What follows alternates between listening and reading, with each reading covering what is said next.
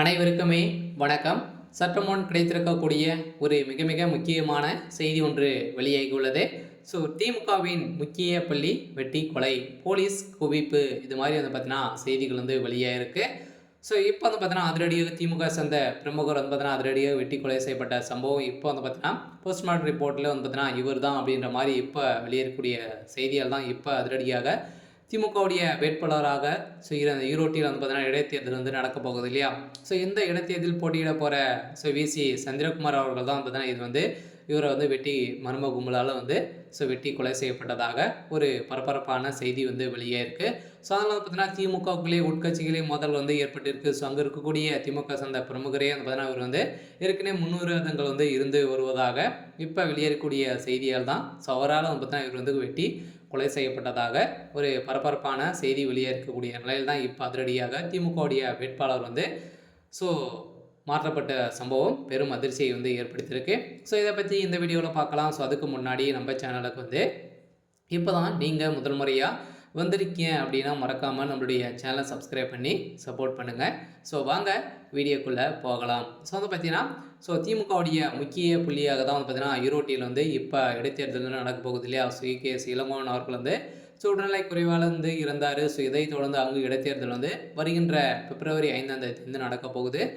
இதில் பார்த்தீங்கன்னா திமுகவுடைய வேட்பாளராக விசி சந்திரகுமார் அறிவிக்கப்பட்டிருந்த நிலையில் பார்த்தீங்கன்னா இப்போ ஏற்கனவே அவர் கைது செய்யப்பட்டார் இல்லையா? நிறைய ஊழல் செஞ்சுருக்காரு. இது வரைக்குமே 300 கோடிக்கு மேலே பார்த்தீங்கன்னா பணங்கள் வைத்திருந்த நிலையில் திடீர்னு கைது செய்யப்பட்டு மீண்டும் பார்த்தீங்கன்னா ஜாமீனில் இருக்கார்.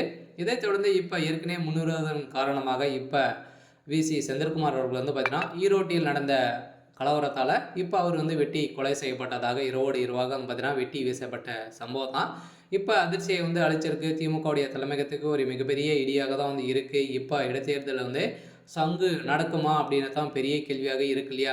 ஏற்கனவே பார்த்தீங்கன்னா திமுகவுடைய வேட்பாளர் திடீர்னு நீக்கப்பட்டதாக அறிவிப்பில் இருந்துச்சு. அதில் என்ன ஆச்சு அப்படின்ற மாதிரி தான் வெளியேறிச்சு.